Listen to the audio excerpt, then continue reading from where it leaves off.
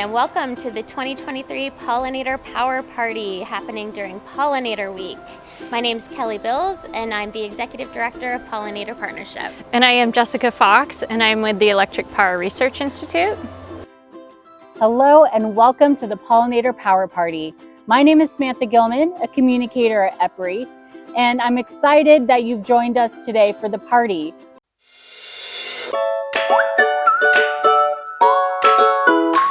Today's obscure pollinator is the lesser long-nosed bat, Leptonicteris curacao yerba buena.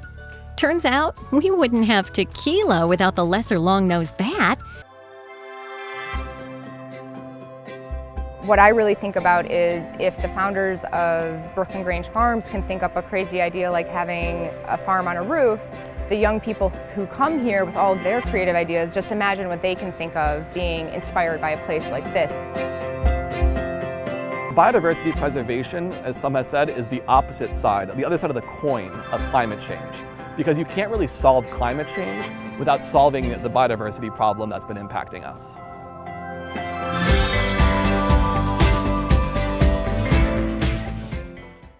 Hello, I'm David Inoue. I'm a researcher at the Rocky Mountain Biological Laboratory and also Professor Emeritus at the University of Maryland. And I'm happy to have the opportunity to speak with you today.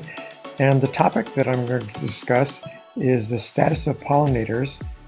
USDA recognizes the tremendous amount of research and conservation efforts of EPRI and its partners in supporting pollinators and other ecosystem services on lands generating and transmitting electricity.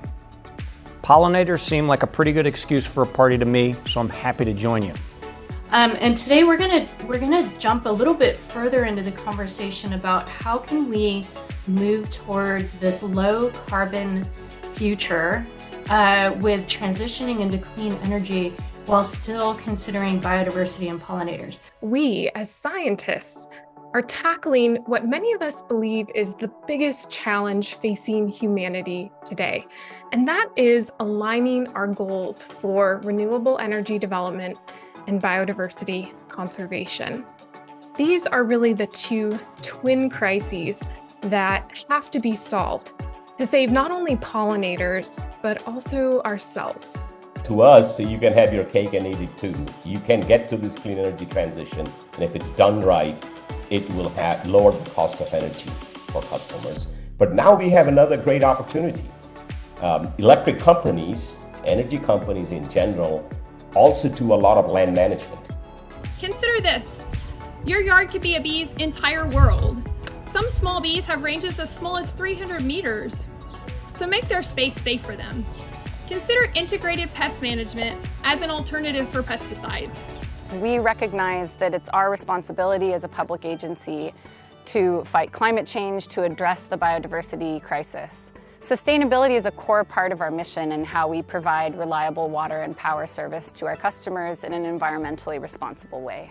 All right, hey everyone, hope you're having a good Pollinator Power Party, and thanks again for joining us for Pollinator Week. My name is Anthony Colangelo, and I'm the Communications Manager at Pollinator Partnership, and this is my field assistant Zelda, and we are calling from Yellowknife, Northwest Territories, Canada.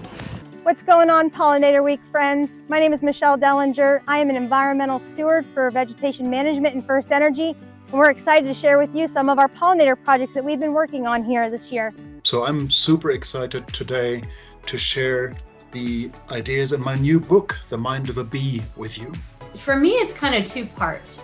So one part of the question is whether bees are intelligent, whether they're smart. And then the second part of the question is, okay, how does that extrapolate maybe into how they feel and whether they have emotions? I think drawing all of these lines of evidence together makes it at least reasonably probable that there is a kind of sentience or a capacity to feel. This could have some pretty serious ethical implications for how we manage landscapes. That will have real economic consequences as well. Do you have thoughts about the complexity of that? There is a much larger and mysterious world that is alive outside of our anthropocentric one, and that perhaps we need a language that goes beyond words and that includes the imagination in order to understand the creative act of being alive. The recorded popping sounds give us an experience of the aliveness of the seeds. The art opens up new research about the sentience of the world through a subtle and gentle nudge towards beauty. And when we listen carefully, it sounds like love.